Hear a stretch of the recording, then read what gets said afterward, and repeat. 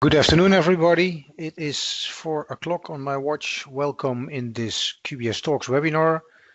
To my colleague Danielle, is it okay to wait one more minute? Because we already have a lot of people in. I say go ahead, Guus.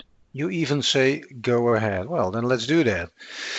Okay, so again, good afternoon or good morning, good evening, wherever you are on the globe, and very welcome to this another new edition of our series of webinars called QBS Talks. And probably today is an interesting one because I will try to tell you to stop doing something that you thought was very important, which is selling licenses. But it doesn't stop there. It just doesn't say stop selling licenses, but as you can see, it says start selling successful projects, or even better, successful Dynamics 365 projects. So in the next 30 minutes, I want to walk you through this topic, give you some idea why this is important, and give you some suggestions on how to do this in your daily practice.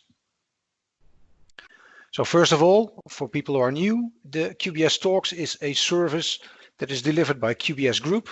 And QBS Group, you might or might not be familiar with us, but we're seen as the European SMB distributor, specialized on Dynamics partners and specialized on Dynamics 365.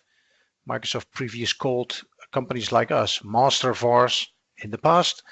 Today we're active in 20 countries all over Europe, and we have more than 500 partners. That's mainly Dynamics NAV, but a growing number of CRM partners and even Office partners as well. We help them to improve their business. One of the mantras that we use, or one of the goals that we have internally, is to say QBS partners are the best informed Microsoft partners. Well, that's relatively easy to write down, and that's relatively easy to say, as you can imagine, but it takes a bit more to do that, really. And this series of webinars that we do on a frequent basis is part of this ambition. So we do deliver these QBS Talks on a frequent basis. There is a link, as you can see in the one but last bullet, and there you can find all the QBS Talks that we delivered so far, because we will record them, so you can re-listen to them or share them with colleagues later on.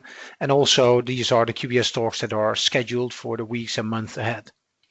And you never know, maybe this is so motivating or interesting for you. You say, hey, what is it, this QBS network, and what are the benefits to become a partner? Well, of course, you might be interested in doing that. There's a link where you can check what all the benefits are of being a QBS partner.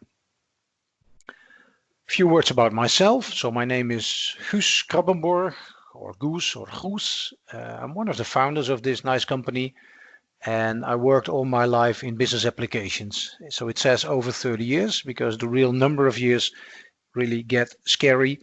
But that's what I did all my life. Over the last few years, I focused very much on helping Dynamics partners to move from the traditional, you could say, old world with projects towards the new world, where we talk about products, where we talk about subscription and cloud, where we talk about more specialized vertical solutions, and where we talk about customer success, right? The topic of today.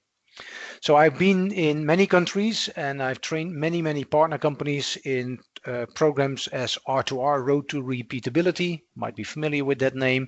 Microsoft changed that later on in Cloud SureStep for Dynamics, or Cloud SureStep for Dynamics 365. So I work a lot for partners on an international arena, but I also work for prospects, for companies that are 12 to 18 months away from a decision. And I run workshops for them to educate them, to teach them where the pitfalls are, and to help them define what success looks like for them. So I love my job, of course, to talk with people like you, the partners, but I can tell you it's very interesting to also work for prospects and actually be in the middle of partners and prospects. That gives me a lot of inspiration to do presentations. So that's what I do on a frequent basis. And that's probably also a reason why I'm a frequent contributor to QBS Talks. Last point is that I'm involved in writing business reports on the most important Microsoft Dynamics events. Actually, today we finished our business report on the event Extreme 365, which was delivered in Dubrovnik, Croatia recently. And that report will be available for all QBS partners. And if you're not, of course, you can buy a copy. So, session objectives and agenda. Actually, I want to talk about 4 topics. First and foremost, I want to talk a bit about context and observation. So, what's going on in buying and selling? What's going on when we talk about success? And I want to share a small number of observations. Then the second point, probably more important, is so what is Dynamics 365 project success anyway? What is it? What does it look like? And then the third point is, what are partner fail factors? So we can talk about success for customers, we can talk about success for partners, but we all know that doing these type of projects always has a certain risk. And then my fourth and last agenda point is convince you to stop selling licenses and to start selling project success. So let's start with context and observations. So what I've seen over the last 30 years is that most people responsible for buying, selecting, contracting, implementing ERP and CRM systems in small and medium businesses are beginners.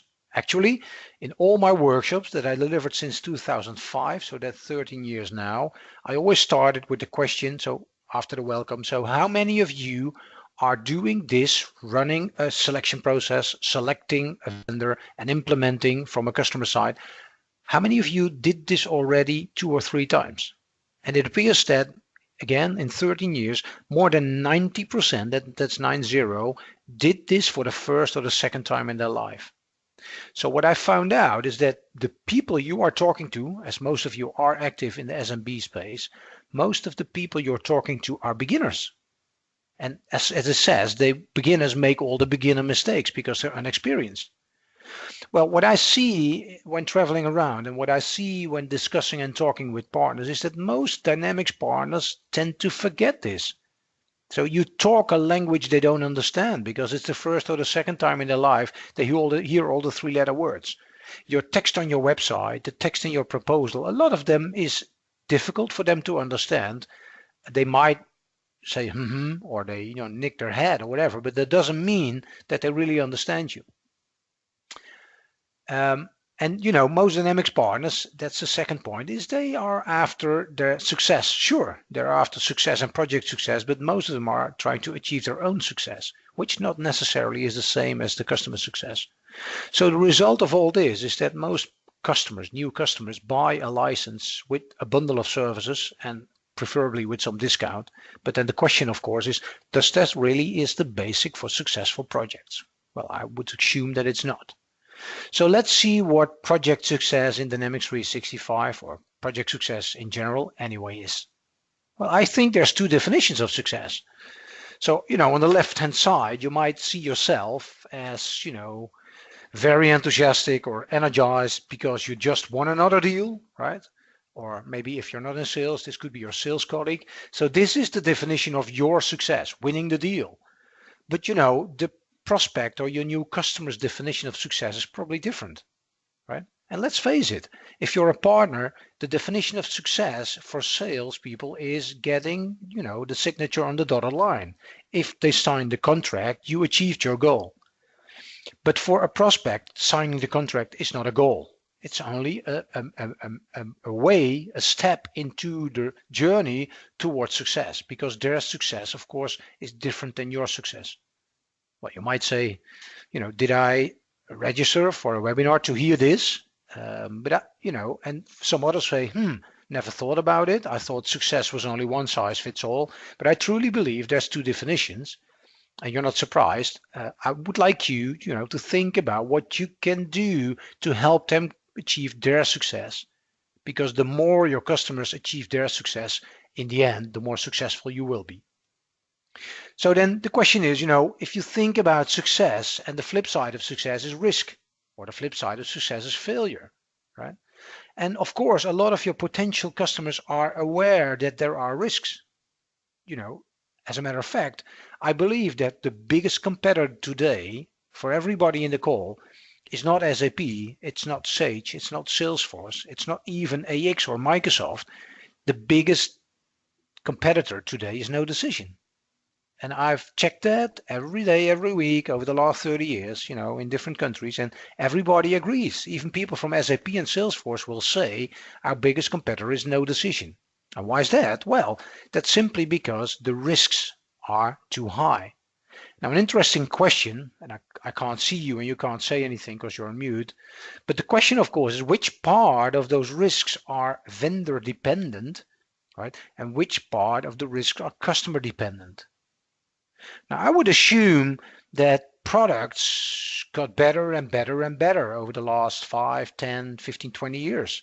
And if we look today at Dynamics 365, I think we can talk about a professional product, right? Products are okay. If you look at the partner channel, the people that have to sell and implement, I can say myself that quality of partners has improved a lot over the last, again, 10, 15, 20 years.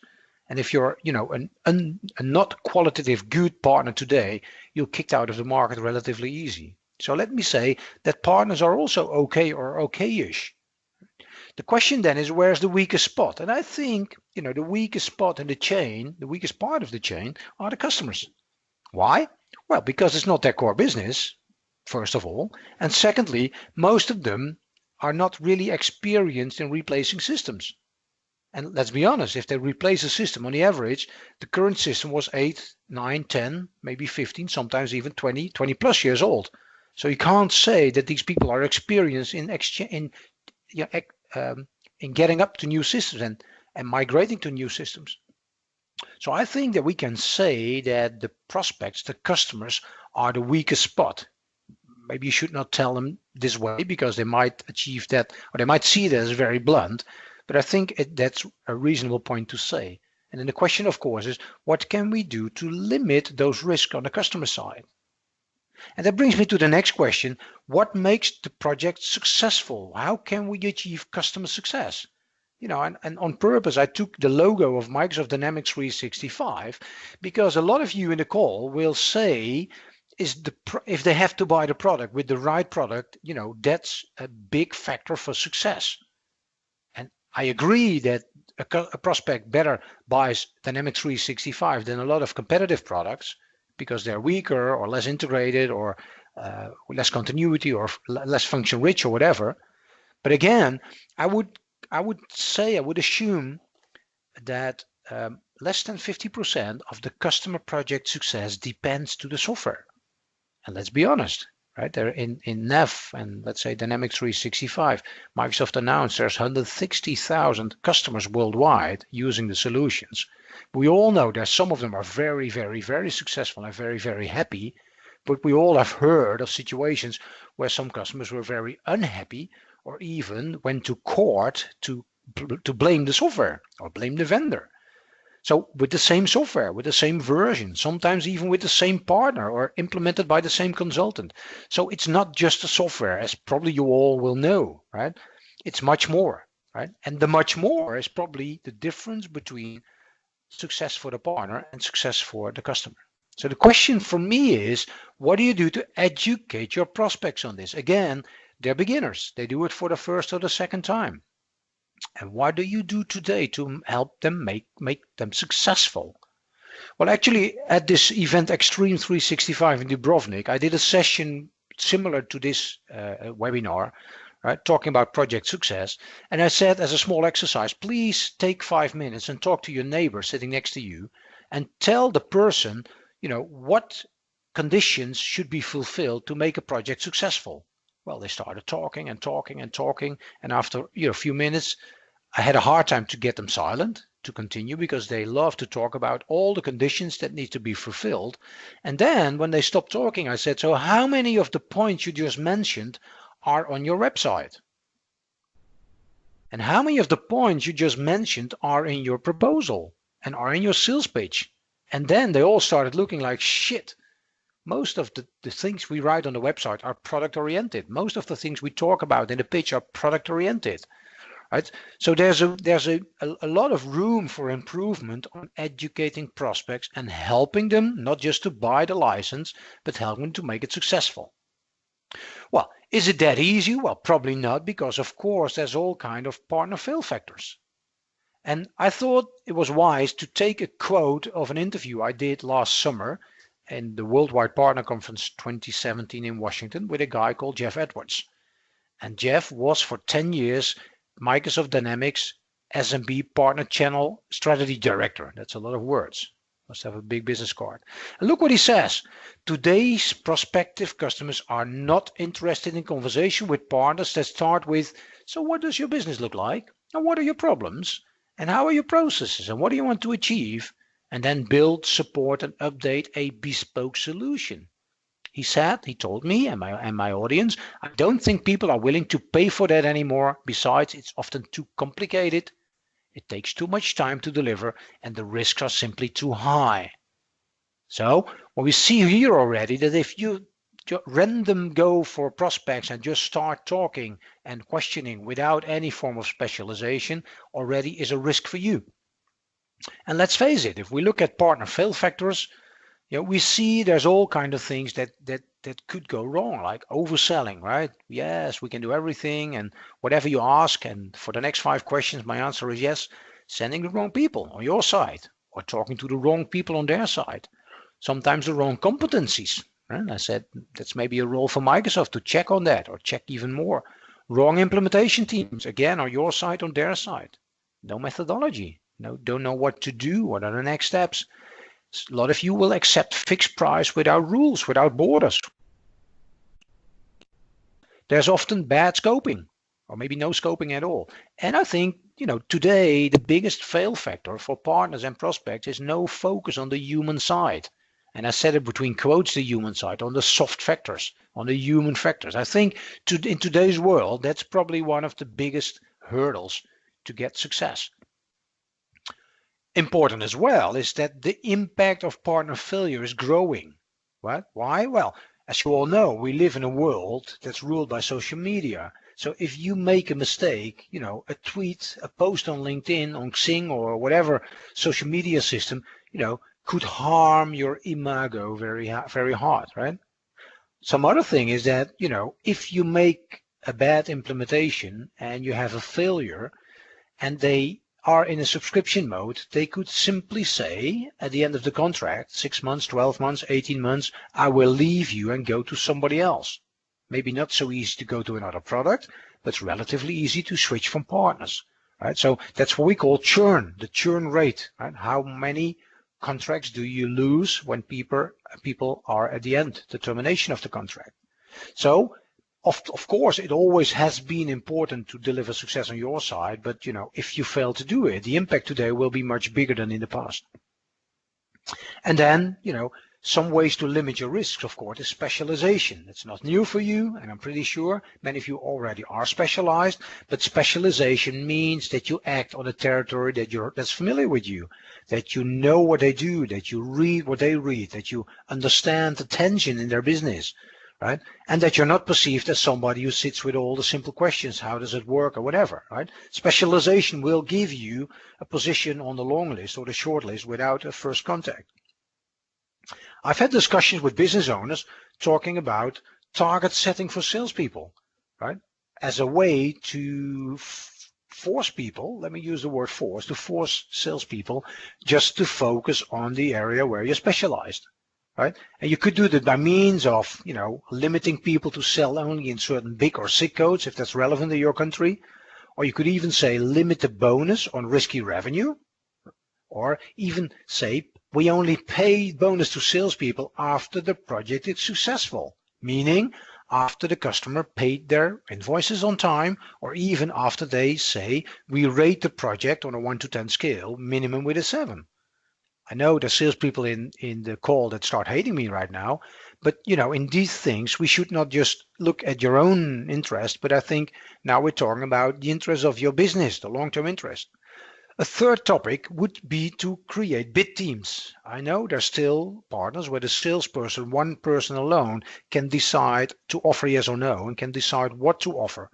But I believe that today's solutions and today's challenges are so complex that you should consider working with bid teams, with somebody from consultancy and somebody from finance and somebody from projects, so that we can oversee all the risks right?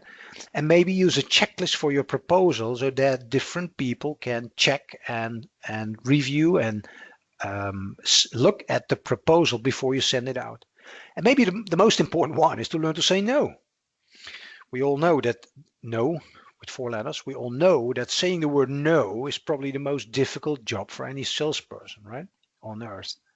So stop selling licenses. I think that should be number 3. Stop selling licenses. So I would say today we should start selling successful projects. And the reason why, again, first of all, it's a huge differentiator. People love to buy a successful project and they hate to buy just licenses. Successful projects will give you more revenue. If you deliver a success, why should people ask for a discount? Like we said, if they're successful in a subscription era, your churn rate will be lower. They stay with you, they pay for you longer, right? More satisfaction, and in the long term, this will deliver you profitable business. So, few tips here, what you can do, right? Not just to say, I'm here, hello, I'm Gus, and I want to sell a successful project, but how to do it. Well, the first tip is formulate business goals. Again, in my 13 years, 1-3, with delivering prospect workshops, I asked these people, tell me, what does success look like? And you know what the answer was? Again, 13 years, time and time, people said, we would be very lucky, Gus, if we would stay within time and budget. That would be heaven on earth. And then I said, maybe being a Dutch guy, saying, wait a minute, with staying within time and budget, that's not a goal, it's a condition. And then they were confused and say, okay, if that's not a condition, then can you give me an example of a condition? And I replied by saying, well, that depends a lot on the type of organization. If you're a hospital, you probably have different business goals and different things you want to achieve than if you're a retail company or a lady hairdresser. But in general, I would say it would be good to link the strategy of the company to what you want to achieve with your IT project.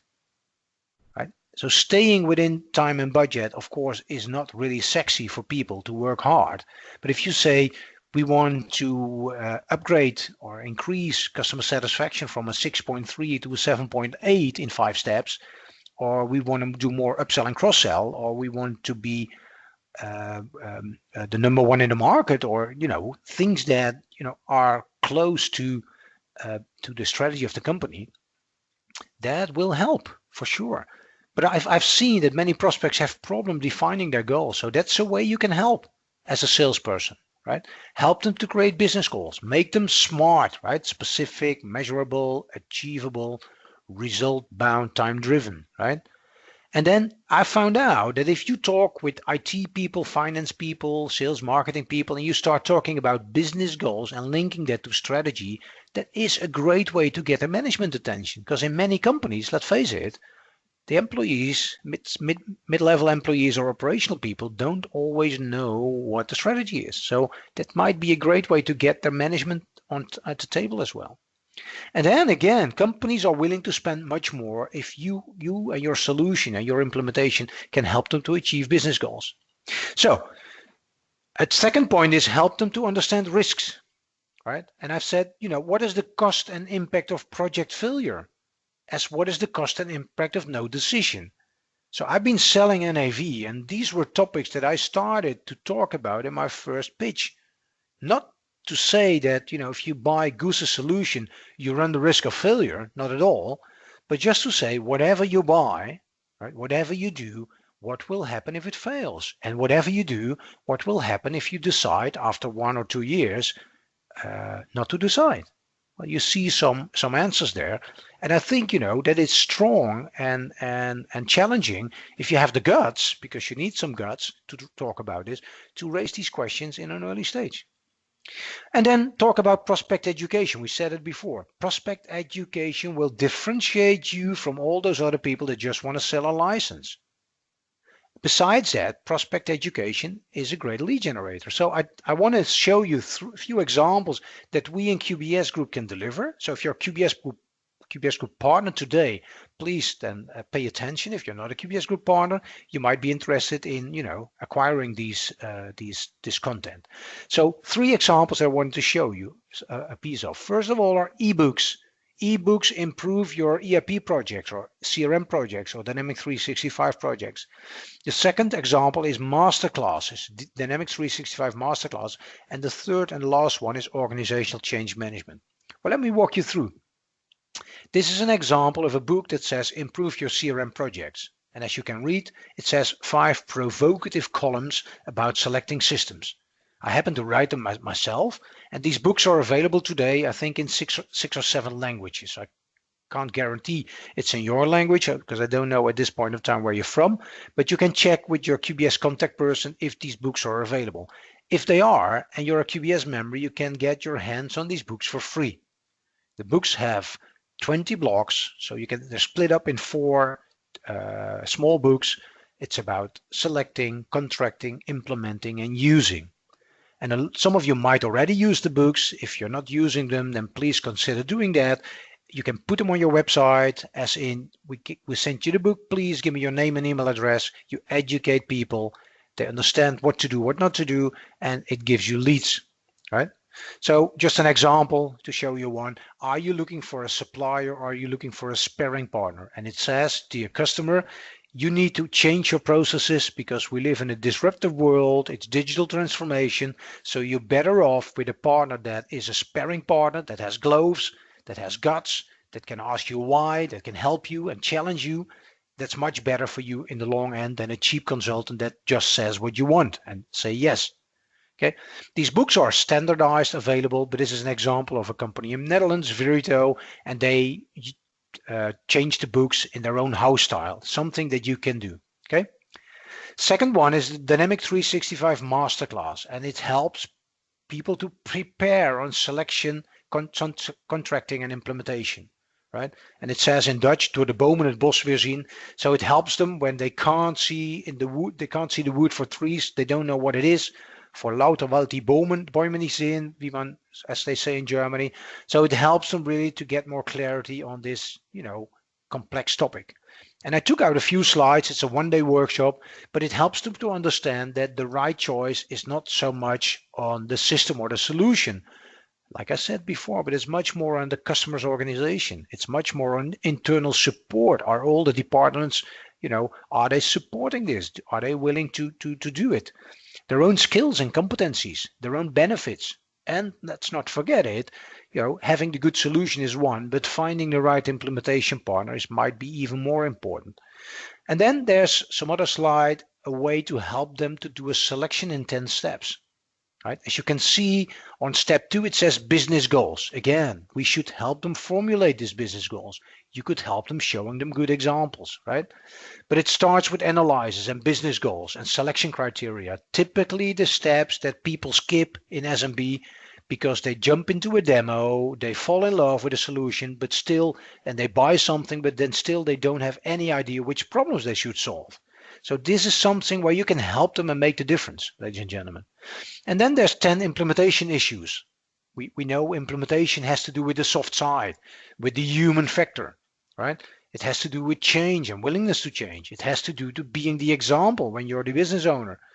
How do time and budget problems occur and how can you prevent them, right? Why is knowledge so important? Who should be in the project team, right? Things like that.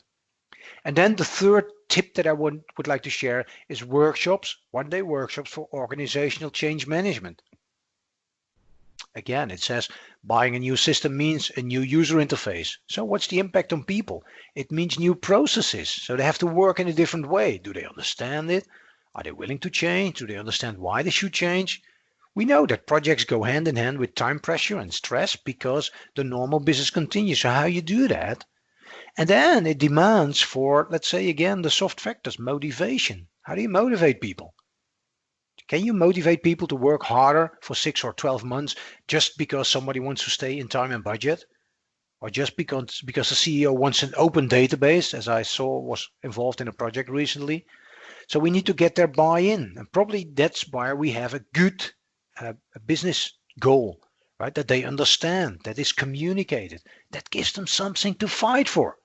And that, of course, can only be done with management involvement. So this organizational change workshop, it says, workshop organizational change management. It really is a one-day workshop that you could deliver yourself, or we could help you deliver that and really make the difference with all the other people that just want to sell a license.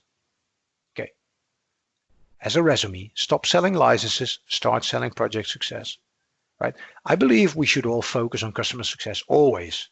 Although you're behind on your target, you're a salesperson, the best way to get long-term success is focus on customer success. If the customer's happy, you will be happy, right?